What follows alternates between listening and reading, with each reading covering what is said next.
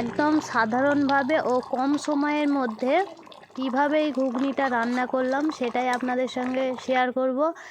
ভিডিওটা কিন্তু কেটে দিলে একদমই মিস করবেন, তাই ভিডিওটা না কেটে পুরোটাই দেখার চেষ্টা করবেন, অনুরোধ রইল।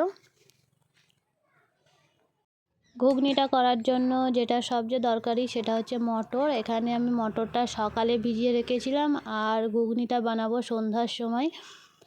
আপনারা চাইলে হাতে যদি কম সময় থাকে 4 থেকে 5 ঘন্টাও ভিজিয়ে রাখতে পারেন। এবারে ঘুগনিটার জন্য ছোট ছোট করে আলু দেখতেই পাচ্ছেন কেমন ছোট টুকরো করে কেটে নিয়েছি। এর মধ্যে দিয়ে দিচ্ছি দুটো বড় সাইজের পেঁয়াজ কুচি। এইভাবে রান্না করলে দেখবেন রান্নাও খুব তাড়াতাড়ি হয়ে যাবে ও স্বাদও খুব দারুণ হবে।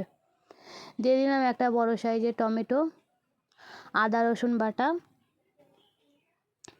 হাফ টেবিল চামচ লবণ, সব মশলা এবারে দিয়ে দেবো। হাফ টেবিল চামচ লঙ্কা গুঁড়ো ও দিয়ে দেবো হাফ টেবিল চামচ হলুদ গুঁড়ো।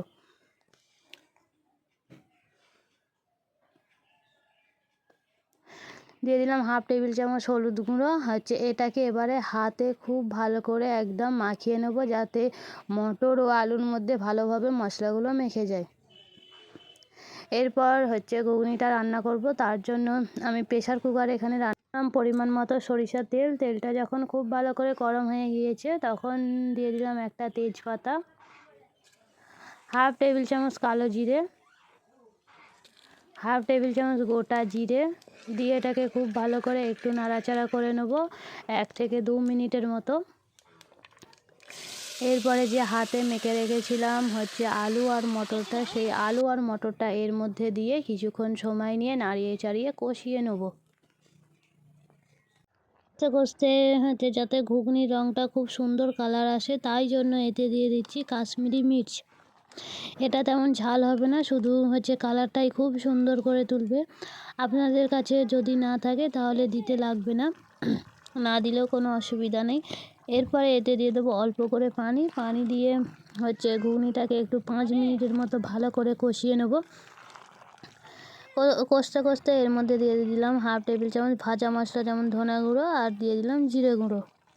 দিয়ে এটাকে এরপরে 2 মিনিটের মতো নাড়িয়ে চাড়িয়ে কষে এতে দিয়ে দেবো পরিমাণ অনুযায়ী পানিটা দিয়ে 5 মিনিটের মতো ঢাকনা দিয়ে রেখে দেবো।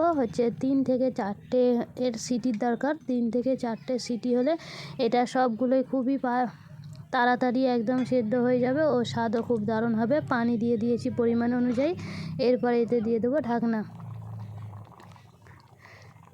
এখানে 4টের মতো সিটি দেওয়ার পরে দেখতেই পাচ্ছেন কারণ মটরটাও পুরোপুরি সেদ্ধ হয়ে গিয়েছে আর আলুটাও সেদ্ধ হয়ে গিয়েছে।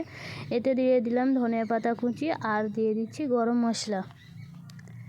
এটাকে পুরোপুরি টোটালি রান্না একদম কমপ্লিট। এটাকে আমি নামিয়ে নেব। দেখুন কত সুন্দর হয়েছে। আশা করছি আপনাদেরও এই রেসিপিটা অবশ্যই ভালো লাগবে। আর যদি ভালো লেগে থাকে তাহলে অবশ্যই একটা ভিডিওতে লাইক করে প্লিজ চ্যানেলটাকে সাবস্ক্রাইব করে দেবেন।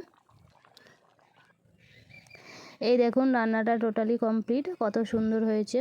আপনারা অবশ্যই কমেন্ট বক্সে জানাবেন যে এই ঘুগনিটা আপনাদেরকে কেমন লাগলো। যদি ভালো লেগে থাকে তাহলে কমেন্ট বক্সে অবশ্যই একটা কমেন্ট করে যাবেন।